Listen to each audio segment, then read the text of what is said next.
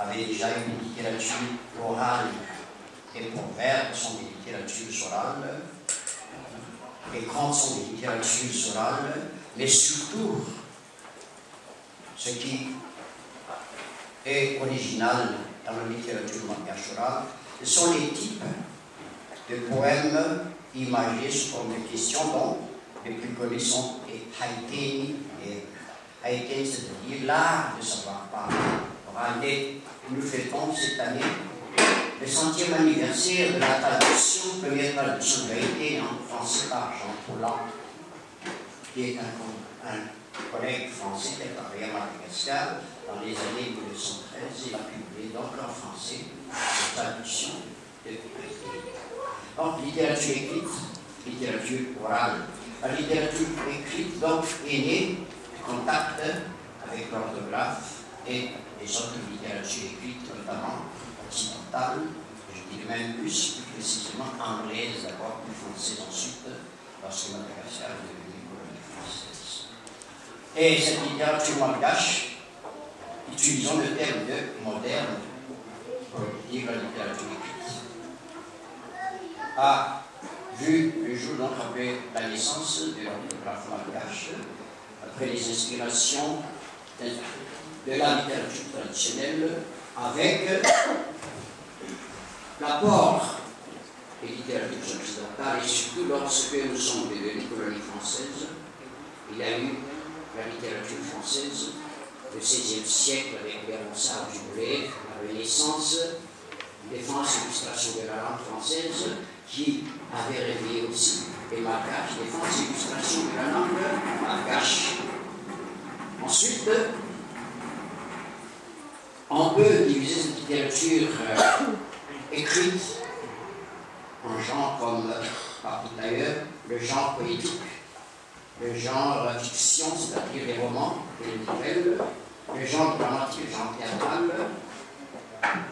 Voilà, à peu près, on a quand même de représentants de chaque genre littéraire. Les grands noms commencent à se faire connaître au début du XXe siècle et ils se sont illustrés dans une sorte de mouvement de revendication d'identité nationale pour essayer de s'opposer à ce qu'on appelait donc la politique d'assimilation de la France, l'époque coloniale. Et cette année, nous fêtons le 100e anniversaire également de la résistance intellectuelle des écrivains et des journalistes malgaches, le Vivat Sekiet,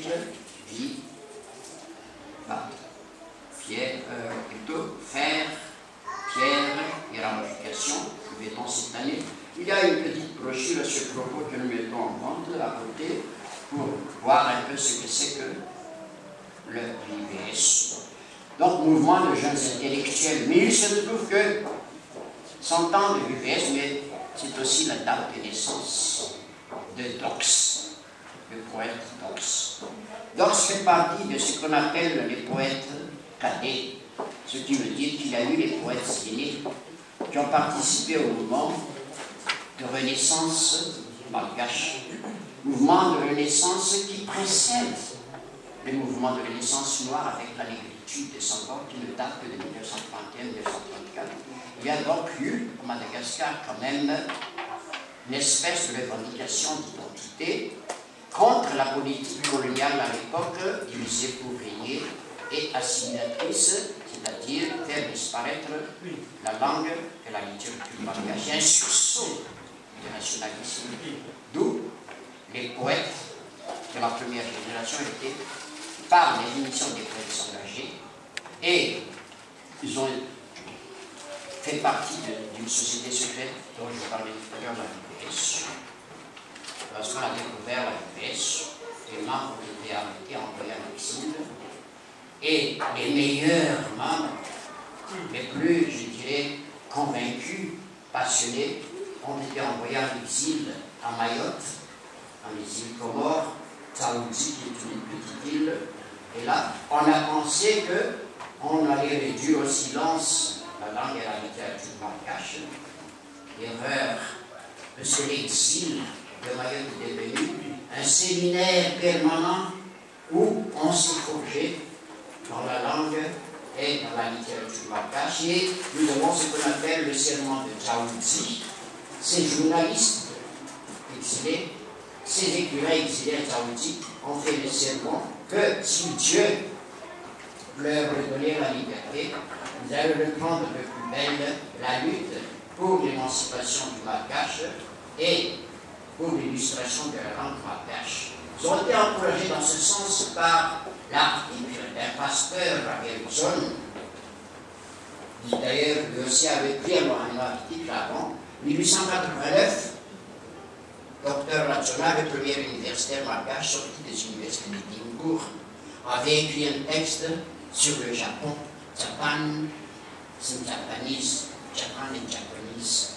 Et il a développé dans ce texte que, au XIXe siècle, à l'époque de l'ère Meiji, Madagascar se situe au même niveau de contact avec les Européens, mais les Japonais ont su profiter de la technologie moderne en parlant de leurs racines. Et ça a éveillé les jeunes gens malgaches en 1913.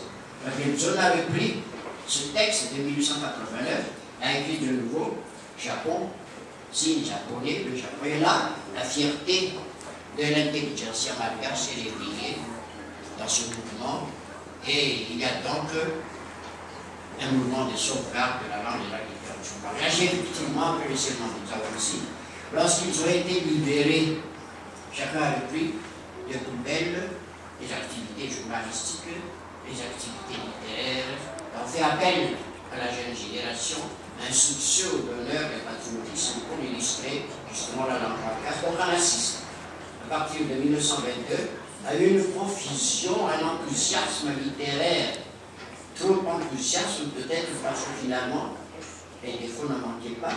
Il a fallu de nouveau, comme on avait procédé au XVIe siècle, vous vous rappelez qu'au XVIe siècle,